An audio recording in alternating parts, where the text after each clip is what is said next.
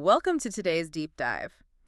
We're looking at something pretty wild today. How does the definitive end of a 33-year late-night TV era last exactly 23 hours? Yeah, it's the ultimate media paradox, right? Mhm. The absolute king of network television just vanishes and then immediately reappears in like the most bizarre place imaginable. Right, and today our mission is to really unpack that. We're diving into Stephen Colbert's surreal final broadcast on May 21st, 2026, his immediate reappearance, and this huge clash between hard TV data and digital political narratives. It's a fascinating collision, between actual Nielsen numbers and the new digital reality we're all kind of stuck in right now. Yeah, so to get the whiplash, we really need to look at the scale of that goodbye first. Like, a record-breaking 6.74 million of you watched Colbert say farewell. Oh yeah, the scale was just massive. I mean, they had Paul McCartney playing Hello Goodbye on the exact same Ed Sullivan stage the Beatles played on back in 1964. Which is so iconic.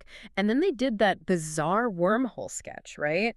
Where Colbert literally pushed Neil deGrasse Tyson into this green void that just, well, swallowed the entire set. It was so weird, but like a really beautiful fever dream of an exit.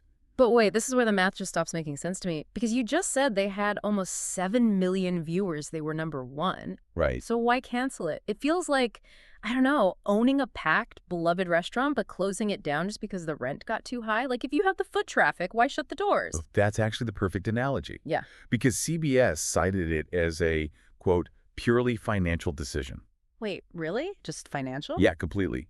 The industry reality is pretty cold. Yeah. Sources claim the show was losing $40 million a year. Oh, wow. Yeah, because of the massive overhead, the A-list staff, the historic theater, it just wasn't sustainable anymore. Wow, 40 million a year is no joke. It isn't. And that's exactly why Jon Stewart slammed the network's move. He called it a bummer that completely ignored the show's massive cultural footprint. Yeah, I can definitely see why he'd say that. But, so if a displaced late-night giant gets swallowed by a financial wormhole, where does he spit out? Well, apparently in a wood-paneled basement in Monroe, Michigan. Right. Just 23 hours later, he pops up hosting Only in Monroe, which is this super low-budget public access show. Exactly. Just fulfilling a joke he made during his final monologue. And it was just surreal chaos. I mean, he brought Jack White as his music director. And Eminem playing a fire marshal? Yeah. Like Slim Shady himself in a public access basement sketch? Yeah, and Colbert is sitting there joking about his excruciating 23 hours off television. It's brilliant. I mean, how do industry folks even classify that move? Well, experts are framing this not as a disappearance, but as a migration. It completely blurs the lines between mainstream network TV and internet native DIY performances. So he's proving he doesn't need the CBS infrastructure to command an audience, right? Right, exactly. But, while he was proving that, a completely different narrative was playing out online. Oh, right. And just as a quick reminder for you listening, we are strictly reporting the source material here without endorsing any viewpoints. But we do have to talk about Donald Trump's reaction on Truth Social. Right, because immediately after that massive finale, Trump posted that Colbert had, quote, no ratings and was finished.